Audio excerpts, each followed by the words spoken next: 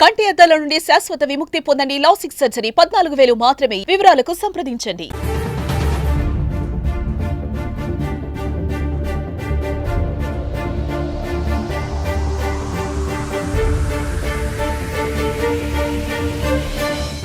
లక్ష్మీ భవాని కీర్తి. ఏం చదువుతున్నావు? 10th class. ఎప్పటి నుంచి చదువుతున్నావు గురుకుల పాఠశాలలో? 5th నుంచి చదువుతున్నా. 6 years నుంచి 5th నుంచి చదువుతున్నా. 5th నుంచి ఓకే, ఎప్పటి నుంచి? 5th నుంచి చదువుతున్నావు కదా. ఈ ఎలకలు కానీ ఈ సరిగా లేకపోవటం కానీ ఎంతకాలం నుంచి ఉంది? 5th నుంచి ఉంది. ఫుడ్ సరిగ్గా లేకపోవడం, ఫుడ్ సరిగా ఉండేది కాదు, బాత్రూమ్స్ క్లీన్ గా ఉండవు, ర్యాట్స్ 5th నుంచి ఉన్నాయి. ఈ బాగా కొరికే 10th లో. అప్పుడు 9th 8th ఇంకేమేమి ఉండేవి? డాగ్స్, మంకీస్, ఎగబడే మంకీస్. అయితే మా దగ్గరే ఫైన్ కలెక్ట్ చేసి అవి తెప్పిస్తాం ఇవి తెప్పిస్తామని ఇంకా తెప్పికుండా అట్లనే ఉండటం వల్ల మంకీస్ ఎగబడ్డం, డాగ్స్ బైట్ చేయడం, ర్యాట్స్ అనే ఉంటాం వాటికి సరిగ్గా బోన్స్ పెట్టకుండా ఇట్లా చేయడం వల్ల ఇట్లా సిచ్యువేషన్ అనేది వచ్చింది. స్నానాలు కూడా 2 days కి ఒకసారి. వాటర్ ఫెసిలిటీస్ లేదు సఫిషియెంట్ గా, అక్కడ ఏం సఫిషియెంట్ గా లేదు. 4-5 members కి మా క్లాస్ లోనే కొరికింది, ర్యాట్ బైట్ చేసింది. బాగా సివియర్ గా కరిచింది నాకే. డైలీ ప్లేస్ చేంజ్ అవుతున్నా గానీ బ్లడ్ వచ్చేటట్టు మొత్తం కాళ్ళు అట్లా కొరికి పెయిన్ గా ఉండేది బాగా. ఎక్కువగా నిన్నే కొరికి? ఎస్. అంటే మిగతా పిల్లలు కూడా ఈ విధంగానే వ్యాక్సిన్స్ వేశారా? ఒక్క డోస్ వేసారు. వాళ్ళకి ఎక్కువ బ్లడ్ రాలే కదా, నీకే ఎక్కువ బ్లడ్ వచ్చిందని గవర్నమెంట్ మమ్మీకి ఇన్ఫర్మేషన్ ఇవ్వకుండా హాస్పిటల్కి తీసుకెళ్లారు. అప్పుడు మా నర్స్ మేడం ఉన్నారు. అయితే ఆవిడ ఫోన్ చేసి మనీ లేవు, ఆటోకి మనీ ఇస్తే నేను ఇంజెక్షన్ వేయించుకుంటా, లేకపోతే 1 dose మీరు వేయించుకోండి, ఫీవర్ వస్తే మీ దగ్గర ఉంచుకోండి, నేను మీ హౌస్ మేడంకి చెప్తాను, నేను ఫీవర్ రాకుండా ఉంటుంది, మీ దగ్గర ఉంచుకోండి, నేను మీ మేడం కూడా ఇట్లా చెప్తా, అమ్మాయికి ఫీవర్ ఉంది, ఎలా గడిచింది, వాళ్ళ పేరెంట్స్ వచ్చి ఇట్లా తీసుకెళ్లారు అని చెప్పారు. ఇప్పుడు ఈ రాట్స్ కి ఈ డాగ్స్ కి వీటి నుంచి మీ దగ్గర నుంచి ఎందుకు డబ్బులు వసూలు చేసేవాళ్ళు? ఓన్లీ మంకీస్ కే చేశారు. మంకీస్ కి అంటే మేము అట్లా ఫుడ్ పడేయడం అది ఇది అని చెప్పారు, కానీ మేము ఫుడ్ పేస్ట్ చేయము అసలు. మంకీస్ రావడానికి కారణం కూడా మీరు ఫుడ్ పడేయడం వల్లనే వచ్చాయి కాబట్టి వాటిని నివారించారు. మరి వాటిని తీయడానికి ఎందుకు డబ్బులు తీసుకున్నారు? తీసుకున్న తర్వాత ఆ డబ్బులతో ఏం చేసేవారు? అంటే మా దగ్గర లైట్ హాలిడేస్ ఇచ్చాక లేట్ గా వచ్చిన వాళ్ళ దగ్గర అమౌంట్ కలెక్ట్ చేశారు. 100-200 చింపాంజీల కోసం వాటిని ఎల్లగొట్టడానికని కలెక్ట్ చేశారు, కానీ ఇప్పటి వరకు ఏం తెలియదు, చెప్పలేదు ఇంకా మాకు. ఇప్పుడు నేను చదివే 10th క్లాస్ కాబట్టి ఏమన్నా ఇక్కడ ఉంటే ఇక్కడ చదువుకుంటే చదువుకో, లేకపోతే వెళ్ళిపో, లేకపోతే మార్క్స్ కట్ చేయడం, FS లో అట్లా మార్క్స్ తగ్గిస్తారన్న భయంతోనే ఉన్నాం, కానీ కంప్లైంట్ ఇవ్వలేక కాదు. పిల్లలందరికీ కూడా ఇదే ప్రాబ్లం ఫేస్ చేస్తున్నారా? ఎస్, కొంతమంది చేస్తున్నారు. ర్యాట్ బైట్ కరికింది, కొంతమందికి ఇంజెక్షన్ వేశారు, వాళ్ళు బాగానే ఉన్నారు. నా కాళ్ళకి కొంచెం ఎక్కువ డోస్ వేయడం వల్ల అట్లా అయింది.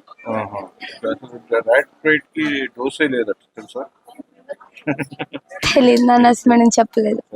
నమస్తే అండి, నా పేరు బిందు, మా అమ్మాయి కీర్తి. మా అమ్మాయి గురుకుల పాఠశాలలో చదువుతుందండి. ప్రతిసారి రిపీటెడ్గా ర్యాట్ బైట్ చేయడం వల్ల అమ్మాయికి ఈ పరిస్థితికి వచ్చింది. ప్రస్తుతం లేచి నడిచే పరిస్థితులు లేదు, రిపీటెడ్గా జరుగుతూనే ఉంది. ఇక్కడ కన్సల్ట్ చేసిన డాక్టర్ ఏం చెప్పారంటే, అడిగాను మామూలుగా, ర్యాట్ బైట్కి అయితే కనుక ఇది ఉండదని చెప్పారు, వ్యాక్సిన్ అనేది ఉండదన్నారు. రిపీటెడ్గా వాళ్ళు వేయించడం వల్ల పాపకి కాళ్ళకి స్పర్శ అనేది లేకుండా అయిపోయింది. కాళ్ళంతా ఇట్లా వాపులు వచ్చేసినాయి. జరిగి 4 days అయిందండి. వచ్చినప్పుడు అయితే పాప అన్కాన్షియస్ లో ఉంది, నేను ఎత్తుకొని తీసుకొని వచ్చిన పరిస్థితి ఉంది. ప్రతిసారి జరుగుతూనే ఉందండి, రిపీటెడ్ గా జరుగుతూనే ఉంది. నేను అడిగినప్పుడల్లా వాళ్ళు ఎవరికి జరగని మీ ఒక్కరికే జరుగుతుందా అంటున్నారు. ప్రతి ఒక్కరికి ఎవరికి జరగట్లేదు, ఎవరికి గుట్టట్లేదు, మీ అమ్మాయికి కుడుతుందా అన్నట్టుగా మాట్లాడుతున్నారండి. ప్రతిసారి వ్యాక్సిన్ వేపిస్తున్నారు. వ్యాక్సిన్ వేసినప్పుడు ఏమో తగ్గుతుంది అన్నారు, ఇప్పటికీ 3 times వేశారు. మొన్న మార్చిలో వ్యాక్సిన్ వేసిన తర్వాత కూడా మళ్ళీ నవంబర్లో పుట్టిందండి. పాప మేము తీసుకొచ్చినప్పుడు అయితే పాప కుడికాలు, ఎడం చెయ్యి పనిచేయలేదండి.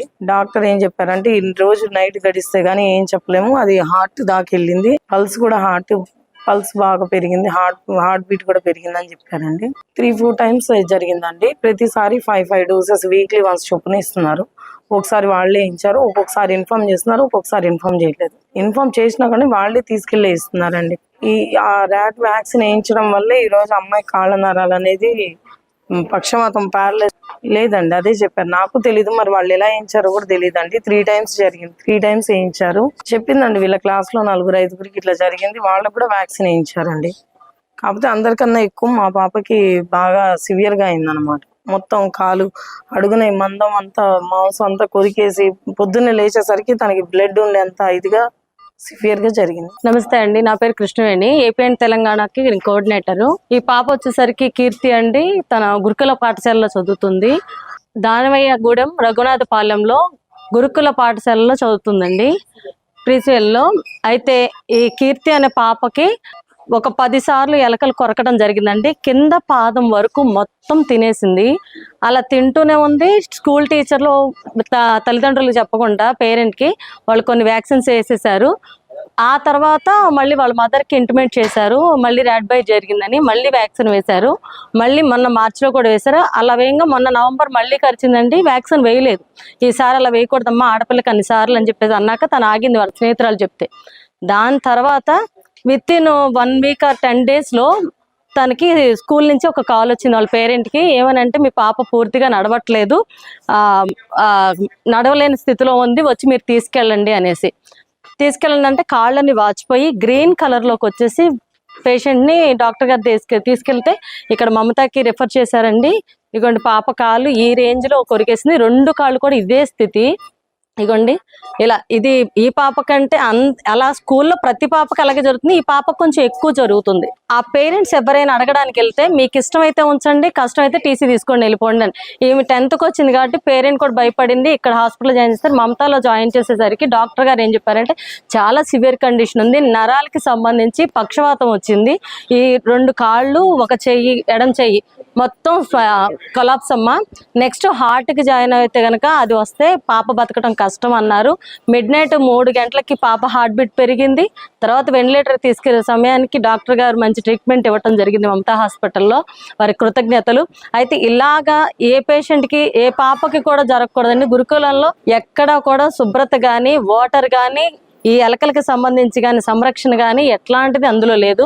ఈ పాపకి ఇలా జరిగినందుకు సీఎం గారు స్పందించాలి, ఈ గురుకుల పాఠశాలలో ఏమేం జరుగుతుందో పర్యవేక్షించాలి, కావాల్సిన నీడ్స్ని అందించాలి. ఇప్పుడు ఈ పాపకి ఇప్పటి వరకు చేయూతనిచ్చిన వాళ్ళు లేరండి. ఇక్కడ మెడికల్ ఖర్చు కూడా ఆమె సింగిల్ పేరెంట్, భర్త లేని ఒక మహిళ ఆ పాపను పెట్టుకొని ఇక్కడ కట్టాలి ఉండాలి అంటే కూడా ప్రతిరోజు నరకం కనిపిస్తుందండి. ఇప్పటి వరకు స్నేహితులు సాయం అందించారు, ఈసారి ప్రభుత్వం సాయం అందించాలని మనస్ఫూర్తిగా కోరుకుంటున్నా. ఇలాగ ఏ పిల్లకి జరగకూడదని, ఇది ఇంకొంచెం పెద్ద ఎత్తున తీసుకెళ్తామని ఖచ్చితంగా సీఎం గారికి ఒక్కటే చెప్తున్నాను. ప్రతి గురుకుల పాఠశాలలో కూడా వాళ్ళ తల్లిదండ్రులు వాళ్ళ పిల్లల్ని జాయిన్ చేసి అక్కడ చదివించాలండి, అప్పుడు ఆ పెయిన్ తెలిసిద్ది. ఇప్పుడు ఈ తల్లి పెయిన్ తెలియట్లేదు. ఎవరైతే గవర్నమెంట్ స్కూల్లో కానీ కాలేజీలో కానీ పనిచేస్తున్నారో వాళ్ళ పిల్లల్ని కూడా అక్కడే జాయిన్ చేయండి. అప్పుడు మీకు ఇలాంటి ర్యాట్ బైట్ జరిగినప్పుడు అసలు ర్యాట్ బైట్కి అసలు వ్యాక్సినే లేదు, మరి వ్యాక్సిన్ వీళ్ళు ఎలా వేసారో నాకు అర్థం కావట్లేదు. అది 10 times 14 ఏళ్ల పిల్ల. ఇది వ్యాక్సిన్ వేసే విషయంలో కూడా అంత అశ్రద్ధగా ఎవరికి తెలియకుండా వ్యాక్సిన్ వేసింది కాక, ఎవరైతే గురుకుల పాఠశాలలో వ్యాక్సిన్ వేసారో, ఎవరైతే అశ్రద్ధగా వ్యవహరించారో, ఎవరైతే ఇలాంటి విషయాలకు ముందుకు దోహదపడుతున్నారో, ప్రిన్సిపల్ దగ్గర నుంచి అక్కడ ఉన్న యాజమాన్య ప్రతి ఒక్కరిని కూడా మేము ఖండించేస్తాము, శిక్షార్హుల్ని చేస్తాం ఖచ్చితంగా. ఇది వదిలిపెట్టేదే లేదు. ఖబర్దార్ నెక్స్ట్ టైం పిల్లల దగ్గరికి ఇప్పటి వరకు 4 days అయినా ఈ పాపను చూడడం వల్ల వస్తే ప్రిన్సిపల్ మీద కంప్లైంట్ ఇవ్వద్దని టీచర్లు వచ్చి పిల్లకి చెప్పి భయపెట్టి వెళ్ళారు. అందుకని ఈసారి ఊరుకునేది లేదండి.